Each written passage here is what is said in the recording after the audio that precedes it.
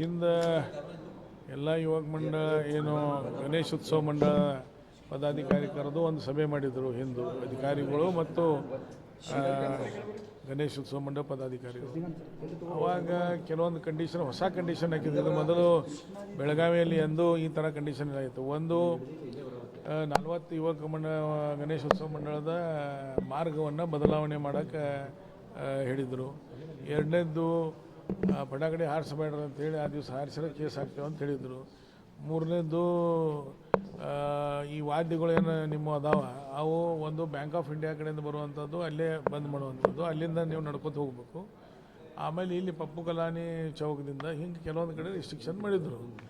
ಅದಾದ ನಂತರ ನನಗೆ ಆ ಸಭೆ ಆದ ನಂತರ ಆಮೇಲೆ ಕೆಲವೊಂದು ಕಡೆ ಈ ಪೊಲೀಸ್ ಸ್ಟೇಷನ್ದವರು ಅಲ್ಲಿ ಗಣೇಶೋತ್ಸವ ಮಂಡಳದವ್ರನ್ನ ಕರೆದು ಖಾಲಿ ಬಾಂಡ್ ಪೇಪರ್ ಮ್ಯಾಗೆ ಸಹಿ ಮಾಡಿಸಿ ನಾಳೆ ಏನಾದರೂ ನೀವು ಜವಾಬ್ದಾರಿ ಅಂತೇಳಿ ಹಂಚಿಕೆ ಹಾಕುವಂಥ ಪ್ರಯತ್ನವನ್ನು ಕೆಲವೊಂದು ಸ್ಟೇಷನ್ಯಾಗ ಮಾಡಿದ್ದಾರೆ. ಅವೆಲ್ಲ ನಾನು ಗಮನಕ್ಕೆ ತರುವಂಥದ್ದು ಮಾಡಿದ್ದೆ. ಆಮೇಲೆ ಫೋನ್ ಮುಖಾಂತರ ಆದರೆ ನಡಕ್ಕೆ ಭಾಳಷ್ಟು ಗಣೇಶೋತ್ಸವ ಮಂಡಳ ಪದಾಧಿಕಾರಿಗಳು ಬಂದು ಇದ್ರ ಬಗ್ಗೆ ಒಂದು ಸಭೆ ಆಗಬೇಕು, ನಾವು ಇದು ಯಾವುದೂ ಕಂಡೀಷನ್ಗೆ ಒಪ್ಪಿಗೆ ಇಲ್ಲ ಅಂತ ಹೇಳಿದರು. ಅದಕ್ಕೆ ಮೊನ್ನೆ ಒಂದು ಸಭೆ ಆಯಿತು. ಅದರೊಳಗೆ ನಾನೇನು ಹೇಳಿದೆ, ನಿಮಗೆ ಇವೆಲ್ಲ ಕಂಡೀಷನ್ ಒಪ್ಪಿಗೆದ್ರೆ ನಮ್ಮದೇನೂ ಅಭ್ಯಂತರ ಇಲ್ಲ, ನಿಮಗೆ ಒಪ್ಪಿಗೆ ಇಲ್ಲ ಅಂದ್ರೆ ನಾವು ಅದನ್ನು ಗಮನಕ್ಕೆ ತರುವಂಥದ್ದು ವ್ಯವಸ್ಥೆ ಮಾಡ್ತೇವೆ ಅಂಥೇಳಿ. ಅದಕ್ಕೆ ಯಾರಿಗೆ ಒಪ್ಪಿಗೆ ಐತಿ ಅವ್ರು ಅದರಿಂದ ಫಾಲೋ ಮಾಡಿರಿ, ಯಾರಿಗೆ ಒಪ್ಪಿಗೆ ಇಲ್ಲ ಅಂದ್ರೆ ಅವ್ರ ಗಮನಕ್ಕೆ ತರ್ತೇವೆ ಅಂದಾಗ ಇವತ್ತು ನಾನು ಕಮಿಷನರ್ ಸಾಹೇಬ್ರಿಗೆ ಬಂದು ಏನು ಅವ್ರ ಭಾವನೆಗಳು ಅದಾವೆ ಅದನ್ನು ಅವ್ರ ಗಮನಕ್ಕೆ ತೊಗೊಂಬಂದಿದ್ದೀವಿ. ಒಂದು, ನೀವು ರೂಟ್ ಚೇಂಜ್ ಮಾಡೋವಂಥ ಬಲವಂತ ಮಾಡೋಕ್ಕೆ ಹೋಗ್ಬೇಡ್ರಿ, ಯಾರಿಗೆ ಚೇಂಜ್ ಮಾಡೋದೈತಿ ಅವ್ರು ಮಾಡ್ಕೊಬೋದು ಅವರಾಗಿ. ಆದರೆ ಪರಂಪರಾಗತವಾಗಿ ಬರುವಂಥ ರೂಟದಲ್ಲಿ ನೀವು ಚೇಂಜ್ ಮಾಡುವಂಥದ್ದು ಅವಶ್ಯಕತೆ ಇಲ್ಲ ಅನ್ನುವಂಥದ್ದು ಅವ್ರ ಗಮನಕ್ಕೆ ತಂದಿದ್ದೇವೆ. ಎರಡನೇದು, ಪಟಾಕಡಿ ಆರಿಸಲಿಲ್ಲ ಬಂದು ಜನ ಕೇಳತ್ತಾಗ ಗುಟಿ ಆಡೋಣ ಏನಂತೇಳಿ ಗಣಪತಿಯಾಗ ಮತ್ತು ಪಟಾಕಡಿ ಆರಿಸೋರನ್ನಲ್ಲ, ಅದನ್ನು ನೀವು ರಿಸ್ಟ್ರಿಕ್ಷನ್ ಮಾಡೋಕ್ಕೆ ಹೋಗ್ಬೇಡ್ರಿ ಅನ್ನುವಂಥದ್ದು ಹೇಳಿದ್ದೀವಿ. ಆಮೇಲೆ ಮೂರನೇದು, ಈ ಬ್ಯಾಂಡ್ ಅಲ್ಲಿ ಬಂದ್ ಮಾಡಿರಿ ಇಲ್ಲಿ ಬಂದ್ ಮಾಡಿರಿ ಅದನ್ನು ಹೇಳಕ್ಕೆ ಹೋಗ್ಬೇಡ್ರಿ. ಅವರು ಏನು ವಾದ್ಯಗಳು ಅದಾವೆ ಗಣೇಶ ಚತುರ್ಥಿ ಎಲ್ಲಿ ವಿಸರ್ಜನೆ ಅದ ಆ ವಿಸರ್ಜನೆ ತನಕ ಹೋಗ್ಬೇಕಂದ. ಅದಕ್ಕೆ ಅವರು ಇಲ್ಲ ನಾವು ಅವ್ರಿಗೆ ಮನವರಿಕೆ ಮಾಡಿ ಕೊಡ್ತೀವಿ ಇನ್ನೊಮ್ಮೆ ಅಂದ್ರೆ ಒಬ್ಬರು ಹಂಗೆ ಒಬ್ಬಲಿಲ್ಲ ಅವ್ರಿಗೆ ಬಿಟ್ಟಿದ್ದಂತಂತ ಅವರು ಹೇಳಿದ್ದಾರೆ. ಆದರೆ ಎಲ್ಲ ಮಂಡಳಗಳಿಗೆ ಏನಾಗಿಬಿಡ್ತದೆ, ನಾಳೆ ಸ್ಥಳೀಯ ಪೊಲೀಸರು ಇರುವುದಿಲ್ಲ. ಸ್ಥಳೀಯ ಪೊಲೀಸರಿದ್ದರೆ ಇಲ್ಲಿ ಸ್ಥಿತಿಗತಿಗಳಿಗೆ ಅವ್ರಿಗೆ ಗುರುತಿರ್ತದೆ, ಅವರು ಕನ್ವಿನ್ಸ್ ಮಾಡಿ ಅಲ್ಲಿ ಅಧ್ಯಕ್ಷರಿಗಿರ್ಬೋದು ಮಾಡ್ಬೋದು. ಆದರೆ ಹೊರಗಿನ ಪೊಲೀಸರು ಹೊಲ ಬಂದಿದ್ದರಿಂದ ವಾದಕ್ಕಾಗಿ ಬೆಳಗಾವಿ ಶಾಂತತೆ ಕದಡುವಂಥ ವ್ಯವಸ್ಥೆ ಆಗಬಾರ್ದು ಅನ್ನೋದು ಅವ್ರ ಗಮನಕ್ಕೆ ನಾನು ತಂದಿದ್ದೀನಿ.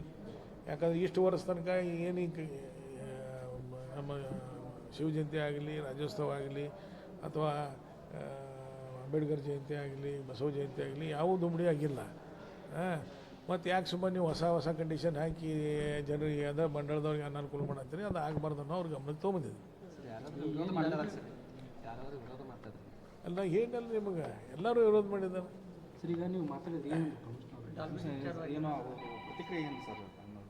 ಅಲ್ಲ ನಾನಂತವ್ರಿಗೆ ಹೇಳಿ ಬಂದಿದ್ದೀನಿ, ಅವರು ಇಲ್ಲ ನಾವು ಕನ್ವಿನ್ಸ್ ಮಾಡೋದು ಇನ್ನೊಂದು ಪ್ರಯತ್ನ ಮಾಡ್ತೀವಿ ಯಾರಿಗೆ ಹೇಳೋವಂಥದ್ದು, ಅವಾಗ ಏನಾದರೂ ಸಮಸ್ಯೆ ಆದರೆ ನಮ್ಮ ಗಮನಕ್ಕೆ ತರಬೇಡ್ರಿ ಅಂತ ಹೇಳ್ಬಿಟ್ಟು.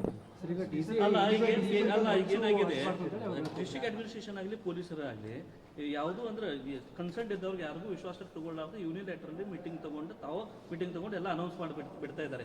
ಈಗ ಎಕ್ಸಾಂಪಲ್ ನೀವು ಶಾಸಕರಾದರೆ ಮಹಾನಗರ ಸಭೆ ಇದೆ, ಯಾರಿಗೂ ಹೇಳಲಾರ್ದು ಎಲ್ಲ ತಯಾರಿ ಮಾಡೋದು ಮಹಾನಗರ ಸಭೆ, ಎಲ್ಲ ಖರ್ಚು ಮಾಡೋದು ಮಹಾನಗರ ಸಭೆ, ಬಟ್ ಡಿಸಿಷನ್ ತಗೊಳ್ಳೋದು DC ಮತ್ತು ಪೊಲೀಸ್ ಕಮಿಷನರ್. ಮತ್ತು ಅವ್ರ ಜೊತೆಗೆ ಇದ್ದವ್ರು ಯಾರು ಎಲೆಕ್ಟೆಡ್ ರೆಪ್ರೆಸೆಂಟೇಟಿವ್ಸ್ ಇಲ್ಲ. ಇಲ್ಲ ಅದು ನೋಡ್ರಿ, ಅವರು ಇಬ್ಬರು ಮಂದಿ ಹೊಸವಾಗಿ ಅದಾರ, ಅವ್ರನ್ನ ದಾರಿ ತಪ್ಸಕ್ಕೆ ಬೆಳಗಾವಿನಾಗ ಭಾಳ ಜನ ಅದಾರ. ಅವ್ರಿಗೆ ತಿಳಿಬೇಕಾದನ್ನು ಮಹಾನಗರ ಪಾಲಿಕೆ ಮಹಾಪೌರ ಉಪಮಹಾಪೌರ ಸದಸ್ಯರ ಗಮನಕ್ಕೆ ತೊಗೊಂಡು ಕೆಲವೊಂದು ನಿರ್ಣಯ ಮಾಡಬೇಕಾಗ್ತದೆ. ಈಗ ನನಗೆ ತಿಳಿದ ಮಟ್ಟಿಗೆ ಮಹಾಪ್ರಸಾದಕ್ಕೆ ಮಹಾನಗರ ಪಾಲಿಕೆದವ್ರದ್ದು ವಿರೋಧ ಇಲ್ಲೇ ಇಲ್ಲ. ಮಹಾನಗರ ಪಾಲಿಕೆದವ್ರು ಏನಂತಾರೆ, ಜಿಲ್ಲಾಧಿಕಾರಿಗಳಿಗೆ ಇಂಥ ಕಾರ್ಯಕ್ರಮಗಳಿಗೆ ಅನೇಕ ರೀತಿಯ ಹಣಕಾಸಿನ ವ್ಯವಸ್ಥೆ ಅದ, ಆ ಫಂಡ್ನ್ಯಾಗ ಅವರು ಮಾಡಲಿ.